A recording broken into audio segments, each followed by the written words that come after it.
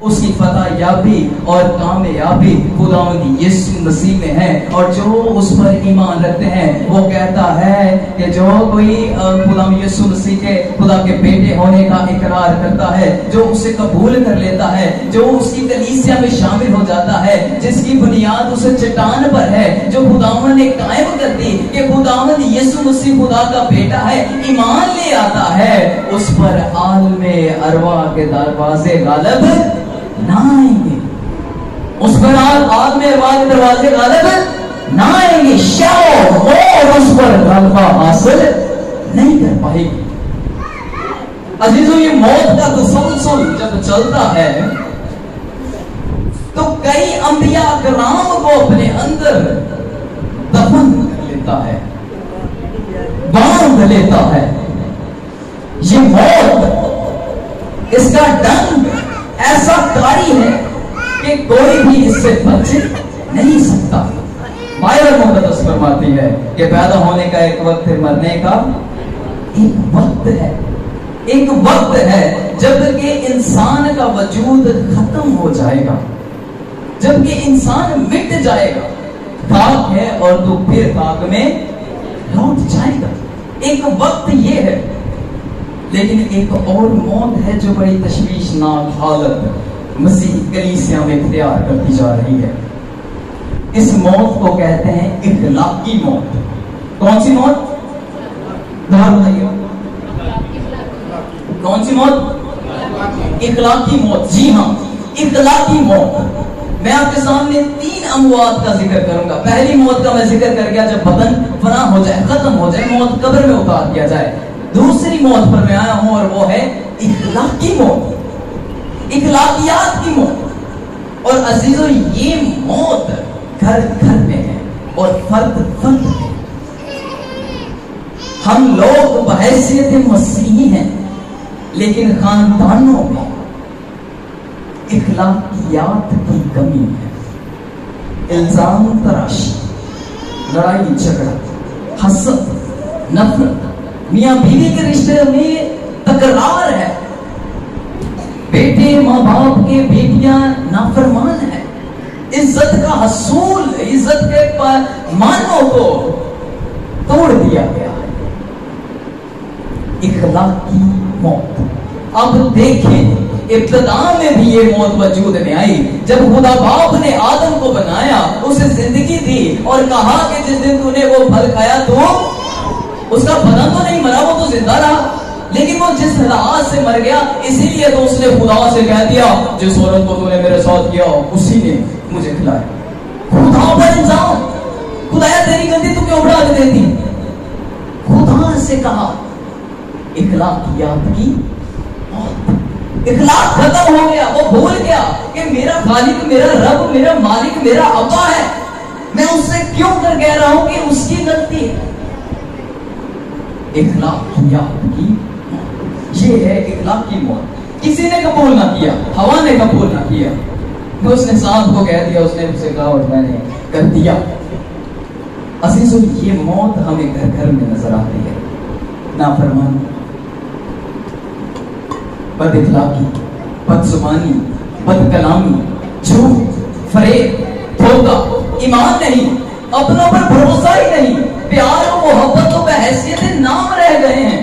اور رشتہ ہے جو خدا نے بنائے تھے. ہوسیہ نبی کے صحیفے میں لکھا ہے کہ میں نے تمہیں محبت اور رشتوں کی ڈوریوں میں کھینچا. لیکن آج ہماری مسیحی خاندان آپس میں ہی کیسز پر لگے ہوئے ہیں. عدالتوں میں ان کے کیسز ہیں, بڑے بڑے ہیں فائلز. اور اکثر اوقات مجھے بڑا ہی افسوس ہوتا ہے, کلام مقدس میں لکھا ہے نئے عہد نامہ میں, کیا تم میں کوئی گناہ نہیں بچا جو تمہارا فیصلہ نہ کر سکے. غیر اقوام جہاں مسیحوں کی مثال دیتی تھی, وہیں اب شرمندگی کی مثال ہم سب کی تھی. کہاں گئی وہ زندگی, وہ اخلاقیات جو خاندانوں کو کامیاب و مضبوط بناتی تھی. یہ ایک پہلی. دوسری موت ہے, تیسری موت کا ذکر ہے, وہ ہے روحانی موت. وہ موت اب جانتے ہیں کہ انسان کی زندگی کا تسلسل سانس کے دار و مدار پر ہے. سانس کا آنا جانا, ریسپریٹری سسٹم اس پر دار و مدار ہے کہ انسان کا بدن جیتا ہے. اور یاد رکھیں بائبل مقدس ہمیں بتاتی ہے کہ جب خدا نے مٹی سے آدم کو بنا لیا اور بنانے کے بعد کیا کیا کہ اس نے اس کے نخونوں میں زندگی کا دم پھونکا. خدا نے کیا کیا؟ خدا نے زندگی کا دم پھونکا. خدا وہ زندگی کا دم آج انسانوں کی زندگی ہے, اور وہ حقیقی زندگی, وہ روح جس کی وجہ سے انسان کا بدن بتاتا ہے کہ اس کے اندر کون رہ رہا ہے. اس کا بدن بتاتا ہے اس کے اندر کون رہ رہا ہے. ہمارا بدن ایک خیمہ ہے. بائبل مقدس بتاتی ہے ہمارا بدن ایک خیمہ ہے, یہ ایک گھر ہے, اس میں کسی نے رہنا ہے. اور جب یہ بدن وہ خداوند نے آدم کو بنا کر دم پھونکا تو اس میں اپنی روح کو ڈالا کہ اس میں روح رہے. اور بائبل مقدس میں لکھا ہے تیموتھیوس کے نام مقدس پولس رسول کا دوسرا خط اور اس کا تیسرا باب 16ویں آیت مقدسہ اس کا آدھا حصہ کہ ہر ایک صحیفہ خدا کے الہام سے ہے. اور بائبل مقدس کی حقیقی زبان یونانی کا مطالعہ کریں تو وہاں الہام کے لیے جو لفظ استعمال ہوا ہے وہ تھیونیوٹس استعمال ہوا ہے. تھیو کا مطلب ہے خدا اور نیوس کا مطلب ہے سانس, یعنی کہ الہام اور کلام جو خدا کے منہ کی باتیں ہیں, جو خدا کے الفاظ ہیں, وہ خدا کا دم اور زندگی ہے, وہ سانسیں ہیں جس کی وجہ سے حقیقی انسان اور آدم سانس لیتا اور جیتا ہے. اسی لیے تو بائبل مقدس میں خداوند یسوع مسیح جو مجسمہ کلمہ ہے, وہ جو کلمہ مجسم ہو کر آیا فرماتا ہے کہ میرا بدن فی الحقیقت کھانے کی چیز ہے, میرا بدن اور میرا خون فی الحقیقت پینے کی چیز ہے. اور وہ یہ بھی فرماتا ہے کہ آدمی صرف روٹی ہی سے جیتا بلکہ ہر اس بات سے جو خدا کے منہ سے جیتا رہے گا. یہ وہ کلام ہے, یہ وہ سانس ہے, یہ وہ دم ہے جس کی بنا پر انسان کی زندگی, جو حقیقی زندگی یا جو روحانی زندگی ہے وہ چلتی ہے. میں نے آپ کو بتایا کہ بائبل مقدس ہمیں بتاتی ہے کہ یہ خیمے کا گھر ہے, اور یہ اگر خیمے کا گھر ہے تو مقدس پالوس اس کی وضاحت کرتا ہے کہ یہ گھر اور خیمہ کس کا ہے. وہ کہتا ہے کیا تم نہیں جانتے کہ تم روح القدس کا مقدس ہو اور اس کا روح تم میں. اور آج اس بدن میں بیماریاں, لانتے, لڑائی جھگڑا, نفرت, غصہ, اور یہ کیوں ہے؟ اس کی وجہ ہماری روحانی مردگی ہے, روحانی موت ہے. بائبل مقدس کے لیے کی کلیسیا کے نام مقدس پولس رسول کا خط 5واں باب 16ویں آیت مقدسہ اگر کوئی عزیز میرے ساتھ نکالے تو میں بڑا مشکور رہوں گا.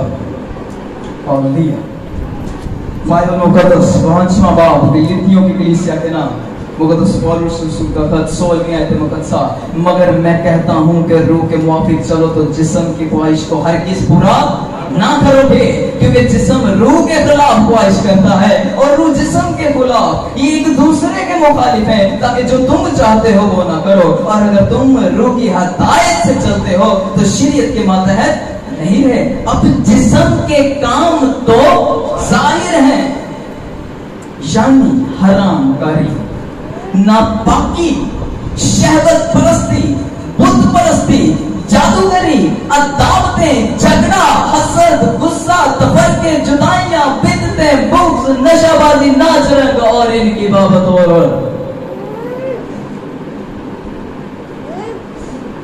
آج ہمیں غور کرنے کی ضرورت ہے. کیا ہم اس تیسری روحانی موت میں مبتلا تو نہیں؟ اور یقین مانے یہ جو تیسری روحانی موت ہے نا, یہ دوسری دونوں کا بھی باعث بنتی ہے. یہ تیسری روحانی موت باقی دونوں کا بھی باعث یہی ہے. آج آپ اپنی زندگیوں کو डोलने, क्योंकि कलाम मुक़द्दस फरमाता है वो किसी की हलाकत नहीं चाहता, बल्कि चाहता है सबकी तौबा तक नौबत पहुंचे। और इसीलिए हमने यूहन्ना रसूल की अंजील में से मशहूर और मारूफ आयत पढ़ी, खुदा ने दुनिया से ऐसी मोहब्बत रखी कि अपना इकलौता बेटा बख्श दिया, ताकि जो कोई इस पर ईमान लाए हलाक ना हो बल्कि हमेशा की जिंदगी पाए। इसीलिए तो उसने मार्था से कहा कि हम, मैंने तुझसे ना कहा था कि ईमान रखेगी और खुदा का जलाल देखेगी। आज अपनी जिंदगियों को टुटेले और ईमान लाए खुदावंद पर। वो तमाम तर बुरी आदत, वो एडिक्शन, वो बुराइयां जो हमसे छूटने की नहीं, वो बीमारियां जो हमारे बदन से चिमट गई हैं, वो जो हमारे अंदर को बदबूदार बनाती जा रही हैं, वो आज के दिन आपको बेशक यीशु के नाम में छोड़ेंगे। Hallelujah, hallelujah, hallelujah, praise the Lord. कलाम मुक़द्दस में जिस तरह से मैंने मौत के 3 पहलू आपको बताए, तो जिंदगी के भी 3 पहलू जो खुदा उनका कलाम हमें सिखाता है 3 ही है। बाइबल मुक़द्दस में नए अहदनामा में यूनानी मतन में 3 अल्फाज इस्तेमाल हुए। बायो यानी कि जिंदगी, जो कि आम जिंदगी हम जी रहे हैं, तभी जिंदगी से कहते हैं। और दूसरी है रूहानी जिंदगी, पोशेक, ये रूहानी जिंदगी है जो रूह हमारे अंदर शरायत करती है। यानी कि ये बदन जिस दिन ज़ायल हो गया, ये खैमा जिस दिन ढा दिया गया, तो इसमें से एक रूह उठा ली जाएगी, ले ली जाएगी। मजीद इसके आगे लिखा है अबदी जिंदगी ज़ोए, और ये जिंदगियां एक दूसरे के साथ ताल्लुक में है। अजीजों, कलाम मुक़द्दस में हमने मौत के बारे में पढ़ा। अगर हम बायो यानी कि इस तबई जिंदगी को छोड़ें और दूसरी 2 जिंदगियों पर गौर करें, जिसमें रूहानी जिंदगी बशैक का जिक्र है, उस पर गौर करें, तो उससे हम इखलाकी मौत पर फतह हासिल करते हैं। वो किस तरह, जब हमारी रूह खुदा की रूह के साथ ताल्लुक में रहेगी, जब हमारे कान, हमारी ग़ज़ा मुकम्मल रहेगी। क्योंकि अगर आम शख्स, अगर एक इंसान खुराक का ख्याल ना रखे, तो खुराक ही की वजह से बदन में अजीबो किस्म की बीमारियां और कमजोरियां आना शुरू हो जाती हैं। खाने पीने की वजह से फास्ट फूड लोग खाते हैं, कुछ कम खा लिया, कुछ ज्यादा खा लिया तो कोलेस्ट्रॉल बढ़ गया, और बहुत सारी अजीबो गरीब छोटी मोटी बीमारियां, जिगर की बीमारियां हैं, मैदे की बीमारियां हैं, किडनीज का प्रॉब्लम है। वो सब कुछ किस वजह से? खाने की वजह से, खाने पीने की वजह से। और बाइबल मुक़द्दस में भी 2 तरह की ग़िज़ाओं का जिक्र है। एक तो हम खाते हैं, लेकिन जब इस खाने पीने का जिक्र हुआ तो खुदा उनके शागिर्द खाना खाने को बैठे थे, उन्होंने हाथ नहीं धोए। फरीसियों ने कहा ये तो हाथ धोए बगैर खाना खा रहे। लेकिन खुदा ने कहा जो इंसान खाता है वो उससे नापाक नहीं करता, लेकिन जो उसमें से निकलता है, जो उसके मुंह से निकलता है वो उसे नापाक करता है। लेकिन दर हकीकत आपको मैं बयान फरमा दूं कि अक्सर औकात हम लोग इस बात में गलती कर देते हैं। आज आपके लिए बड़ी बरकत है, आज आपके लिए बड़ी बख्शिश है, आज आपके लिए बड़ी कामयाबी और खुशनुदी की बात है कि खुदावंद आपसे कहता है कि अगर आप बीमार हैं, अगर आप कमजोर हैं, अगर आपके घराने और खानदान में कोई परेशानी, मुसीबत, दुख, रोग है, लड़ाई झगड़ा और पुलिसी हुकूमतें काम करती हैं, तो वो फरमा रहे हैं ईमान रख, खुदा का जलाल देखेगा। हालेलुया। क्या आप ईमान रखते हैं? ईमानदारों मौजूद हुए थे, क्या आप ईमान रखते हैं? हालेलुया। जोरदार कहे हालेलुया। बादशाहों का बादशाह, बादशाहों का बादशाह, हालेलुया। आमीन। आज ईमान रखें। आज आपको घर में जाकर एक काम करना है जो कि खुदावंद का काम है। खुदा ने आपको बड़ी मजबूती और ईमान का कलाम दिया है। आज चाहे अपनी इसका मुकाबला करें, अपनी जिंदगियों को बहाली की तरफ रवा दवा करें, अपने आप को रूह के साथ पैवस्त कर दें, अपनी ढाली को जांचें कि हम खुदावन से उस रज़ा को हासिल करते हैं, उसे अपने अंदर कायम रखते हैं और अपने अंदर उस रूहानी जिंदगी को बर्पा होने दें ताकि हमारे खानदान बहाल हो। आज आपको घर जाकर ईमानदारों में इंतकाल कर गया, आज आपको घर जाकर अपने खानदान को इकट्ठे बिठाना है।